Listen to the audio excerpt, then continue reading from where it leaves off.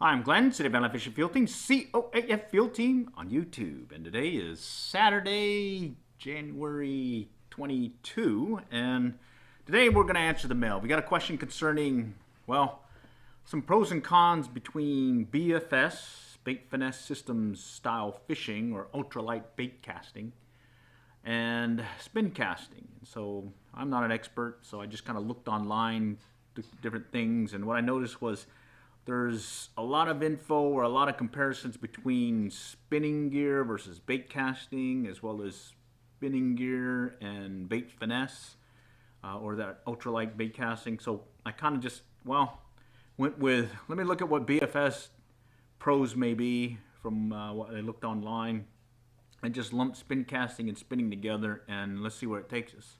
So here's what I found out. One, it's really down to personal preference. You decide to take one over the other. You like spinning, you like spin casting, you like bait finesse or bait casting. So it's personal preference is the key factor. So some folks will always stick with spinning, and other folks will always stick with bait casting. And in this case, moving it up a step in Bait Finesse Systems Fishing, or that ultralight bait casting. Let's see. The other thing I noticed was they don't recommend Bait Finesse Systems fishing if you're a first-time bait caster. The recommendation is get your thumb educated and just using a normal bait casting reel or combo, and then going to bait finesse if you do so desire. So that was a big takeaway that I picked up with my online search.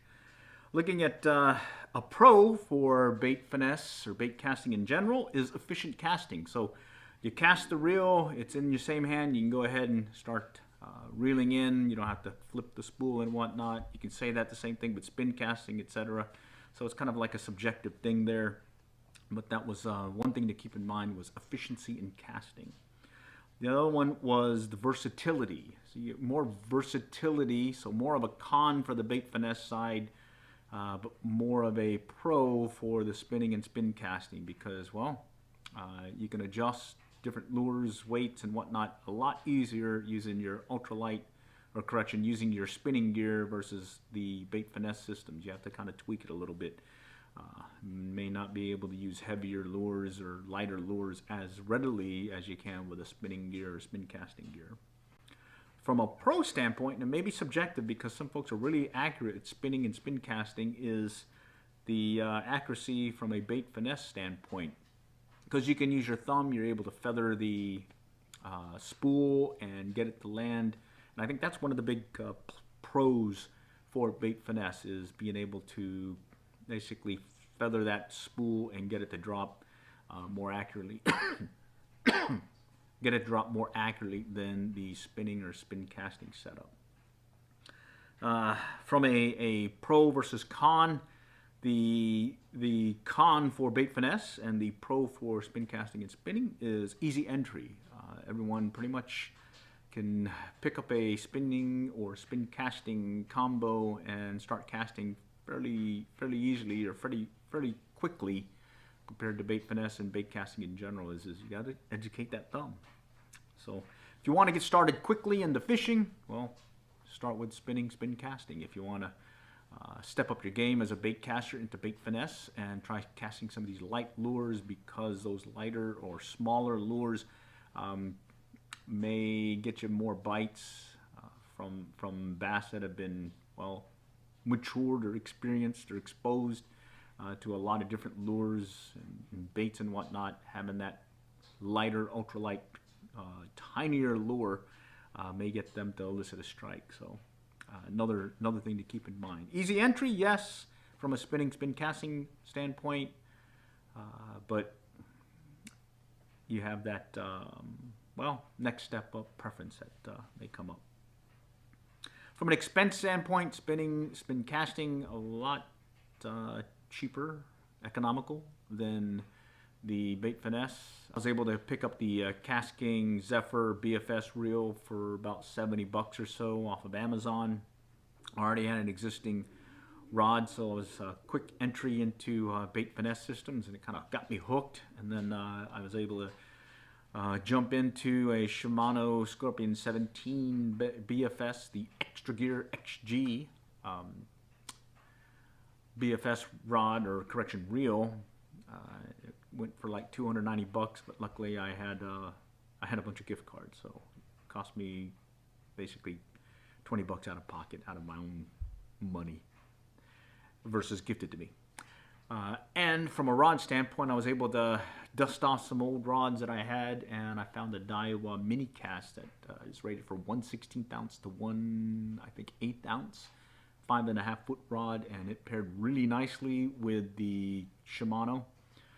And then I wanted to take an extra step further by getting a short rod, because that Daiwa was a 5-piece, and if I was in a quick hurry to take it from the car and go head out and go fishing, I had to put it together, versus with this short rod that I have now that I picked up from Bass Pro Shops, Graphic Series 3-foot short rod. I just basically have the lure on there ready to go, and I just park and go out the door, and I'm ready to start casting. So expense-wise, yes, it's going to be a lot more expensive than your spin cast as well as spinning gear. Because of the expense, and also, well, you may have a tendency not to want to take it to some sandy, salty areas, and you're less willing to expose it to that environment. That may be a con from a Bait Finesse standpoint. Luckily, with both the Cast King as well as that Shimano Scorpion, both of those are rated for salt water. They've got seal bearings and whatnot, and so you can just pretty much expose it to the elements and wash it off. But I do have well, I would be careful about getting sand in those reels, just because that wouldn't be good for the reel itself. But hey, the same thing also applies with spinning gear and spin casting gear. So think of it more of a subjective case where are you willing to take it and expose it more to get beat up more, be it in sandy environments and whatnot. Let's see, distance. Well, I've been able to cast a spinning, especially my ultralight spinning gear outfit, a lot further than I have with my Bait Finesse System combo. So I would say lean toward distance. If you want distance, go to the ultralight spinning gear. If you want more of that accuracy piece, then your Bait Finesse piece. So that's what we looked online and discovered. I guess the key takeaways from it is it's all going to be preference if you want to try Bait Finesse. I do like the suggestion that learn to bait cast with a conventional one before you move on to those lighter Bait Finesse Systems reels. And then from an efficiency standpoint, yay or nay, I mean, I get what they say. That's more of, again, I would say subjective in how you fish.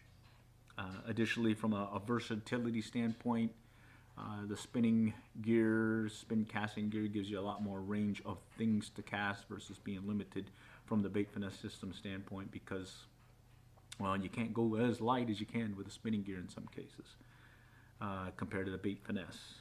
And then the big one from a pro versus con, well, it costs a lot more to jump into the Bait Finesse Systems. If you do have the opportunity and you want to go low entry, that Cast King Zephyr is an awesome one to try. $70 and you're in. Just grab one of your old rods and whatnot and see how that flies. But other than that, I would say that is a con, the expense, and because you pay more, as well as that tendency to not want to trash it in some environments, you may be less likely or more concerned to kind of baby it in those environments, be it sandy or salty conditions. And then lastly, the distance piece. If you want that distance, go with an ultralight spinning gear. But again, I'm hooked. I just like trying it.